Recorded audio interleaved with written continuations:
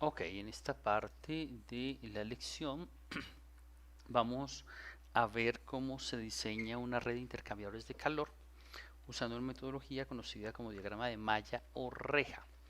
Los pasos requeridos para hacer el diseño de una red de intercambiador de calor, una vez ya se ha aplicado una metodología como la metodología Pinch y ya se ha establecido las necesidades de calentamiento, de enfriamiento y la cantidad de calor integrado en el sistema, pues son los siguientes.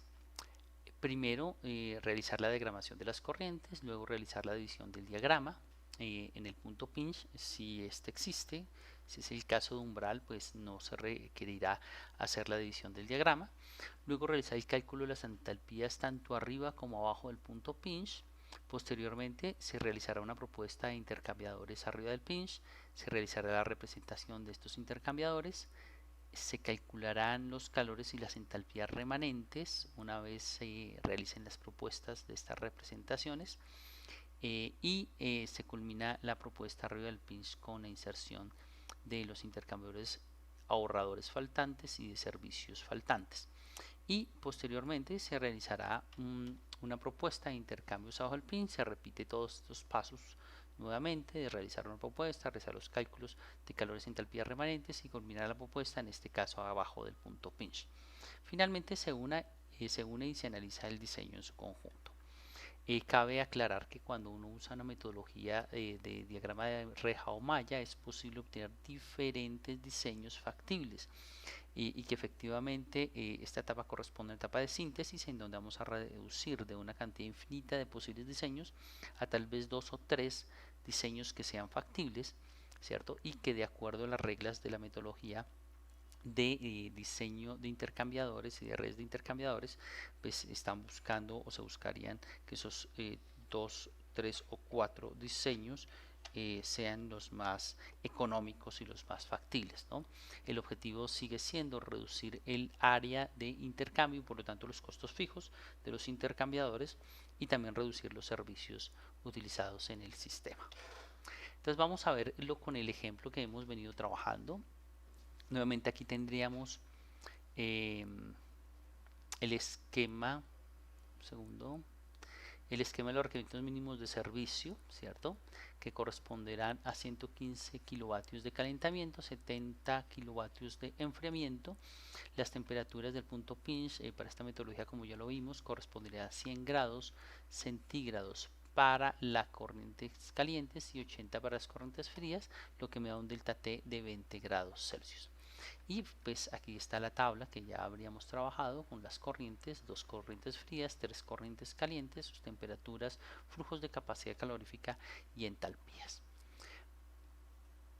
Lo primero que habría que hacer entonces es diagramar las corrientes. Para ello yo aconsejo realizar un diagrama de malla que se construirá a partir de estas temperaturas, verificando cuáles son calientes y cuáles son frías. Una característica del diagrama de malla es que tiene dos escalas diferentes. Entonces lo que yo recomiendo es que verifique muy bien las temperaturas para crear su diagrama de malla de acuerdo a las temperaturas que se encuentran presentes en la corriente. Y entonces en la parte de arriba tendríamos la escala para lo que serían las temperaturas de las corrientes calientes, en la parte de abajo estarían todas las corrientes frías y la diferencia entre la escala superior e inferior corresponderá al delta T del diseño, de tal manera que si uno verifica la temperatura mínima en las corrientes frías es de 40, ¿cierto? Y la máxima en las temperaturas corrientes es de 220. Con esto uno construye la escala, que en este caso será desde 40 para las corrientes calientes y para las corrientes frías a la que le corresponde a 40 será el valor menos el delta T mínimo del diseño que es 20, así que abajo pondremos un valor de 20. 40 menos 20, 20. Y pondremos varias temperaturas que obedecen a las temperaturas que están allí en el diseño, de tal manera que en la parte superior la máxima temperatura estará efectivamente la máxima temperatura de las corrientes calientes, que su correspondiente temperatura en las frías será esto menos el delta T del diseño, que será menos 20, igual para cada una de las temperaturas que hemos puesto en la escala. Estos Bien, una vez construidas las escalas superior e inferior para las corrientes calientes y para las corrientes frías, el siguiente paso es dividir cada una de las corrientes de proceso. Entonces recurrimos a la tabla y empezamos a dibujar las corrientes de proceso. Bien, en este caso, recuerden que al final de la diapositiva habrá un ejercicio que se les solicitará realizar paso a paso, realizando pues guardando las evidencias de este paso a paso, y después se les solicitará hacer un pequeño ensayo con los resultados y el paso a paso de este ejercicio. ¿Listos? Del ejercicio que aparece al final, ¿no? Esa manera de ejemplo lo voy a desarrollar totalmente para ustedes, y la idea es que ustedes desarrollen el ejercicio propuesto también con la misma metodología. Como vamos a mirar primero las corrientes frías, nos concentraremos en estas corrientes de arriba, la 1 y la 2, que son las corrientes frías del proceso, y dibujaremos la corriente 1, que efectivamente inicia con una temperatura de 40. Uso la escala de abajo porque se trata de las corrientes frías, entonces iniciará en 40 y tendrá una flecha de aumento de temperatura hacia la izquierda hasta 180 de esta manera, y termina en 180. Otra cosa importante que hay que poner en esta gráfica del diagrama de malla es este valor de acá, que corresponde al flujo de capacidad calorífica, que en este caso es 1.5 kilovatios por grado Celsius. Bien, listo. El segundo diagrama corresponderá a la siguiente flecha, corresponderá a la corriente número 2, que irá desde 60 por acá hasta un valor de 180, más o menos por acá. Perfecto. Con un flujo de capacidad calorífica de 1, como vamos acá. Una vez se han representado todas las corrientes frías, podemos representar ahora las corrientes calientes, que en este caso son estas tres últimas, de igual manera, pero usando la escala de arriba, que corresponde a las corrientes calientes. Entonces tendríamos 220, irían hacia la derecha porque se van enfriando, hasta 120 para la corriente 3, de 220 con un flujo de capacidad calórica 0.75 hasta 120, es decir, esta flecha. La corriente 4 iría desde 140, representamos primero la 5, pueden representar la 5 o la 4 primero. La 5 sería desde 100, que está acá, hasta 40, con un flujo de capacidad calorífica de 2. Y ahora sí, la corriente 4 desde 140 hasta 80, con un flujo de capacidad calorífica de 1.5 y hasta 80. Bien, una vez representado todos los flujos, entonces ya tenemos el paso inicial de nuestro diagrama de malla. Recuerden entonces que la escala de arriba corresponde a una escala de las temperaturas calientes, la de abajo a las corrientes frías, y la diferencia entre la escala superior e inferior siempre será del delta T del diseño, que en este caso es 20. Segundo paso corresponde a la adición del diagrama. Como ya habríamos visto en la metodología PINS, habríamos encontrado que el punto pinch para este ejemplo serían 100 grados Celsius para las corrientes calientes y 80 para las frías. De aquí la necesidad de que exista un desfase entre las escalas de 20 para que esta división sea completamente vertical. Bien, y esta división efectivamente me va a crear dos diagramas relativamente independientes. El diagrama arriba del pinch, es decir, arriba del punto de división del pinch, todas las temperaturas superiores, y el diagrama abajo del pinch, debajo de esta temperatura. Luego se calculan las entalpías.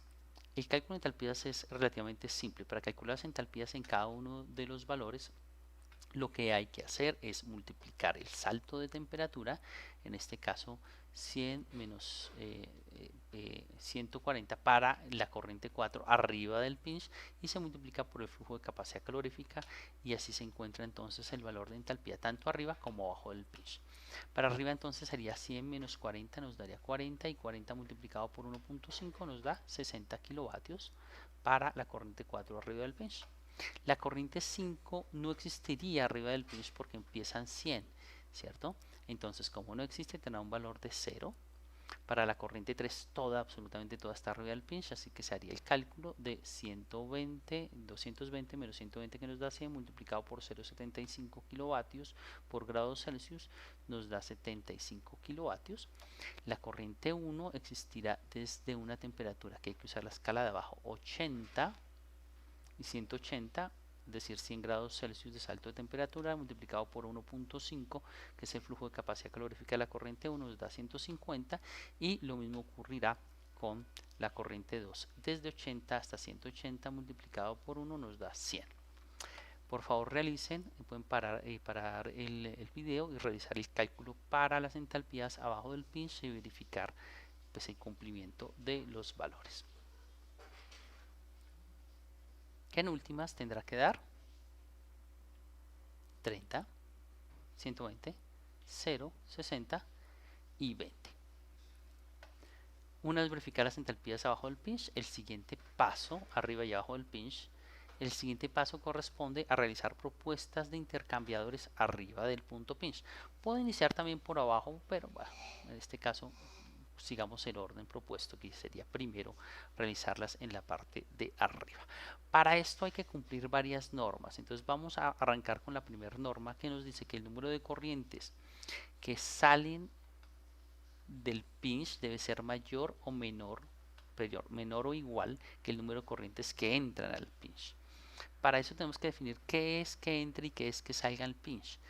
Entonces imagínense que el punto pinch es un portal.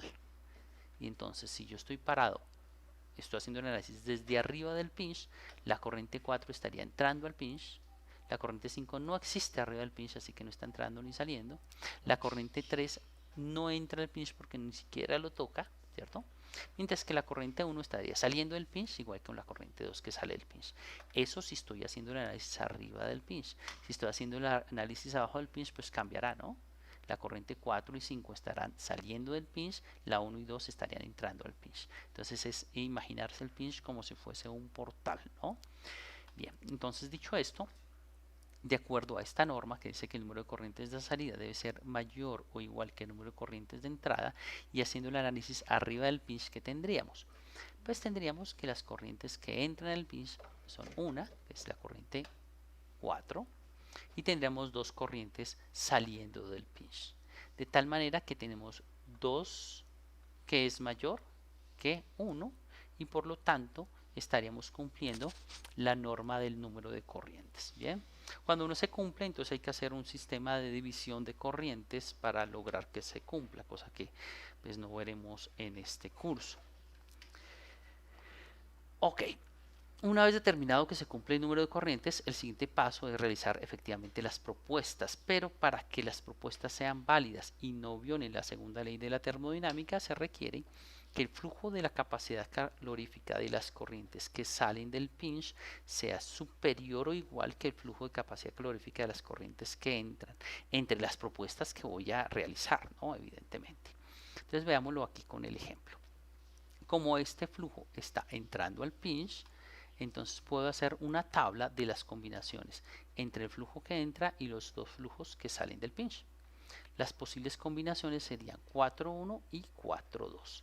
La corriente 3 todavía no la tengo en cuenta porque en esta metodología primero se debe tener en cuenta las corrientes que están pegadas al pinch. ¿Listos? En esta metodología siempre se inicia desde el pinch hacia afuera. En este caso, arriba del pinch, iniciaremos desde la temperatura del pinch, que es la más baja de la sección arriba del pinch, hacia las temperaturas más altas, y así iremos llenando el diseño. ¿Claros? La corriente 3, al no tocar en el pinch, no es prioritaria y no la vamos a tener en cuenta en esta primera propuesta de intercambiadores.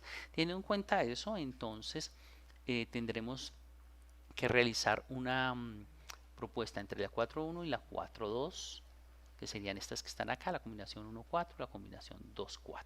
Bien, luego ponemos el flujo de capacidad calorífica de las corrientes que salen del pinch, que correspondería a la corriente 1 y a la corriente 2 para la segunda propuesta. Y luego ponemos los flujos de capacidad calorífica de la corriente que entra al pinch, que en este caso es esta única, 1.5 en ambos casos. Nos preguntamos entonces si se cumple esta norma del flujo de capacidad calorífica. Buscamos entonces que el flujo de capacidad calorífica de la corriente de salida sea mayor que el de la entrada. Por eso ponemos primero la salida y luego la entrada y las comparamos. En este caso son iguales, se cumpliría en igualdad y sí cumpliría.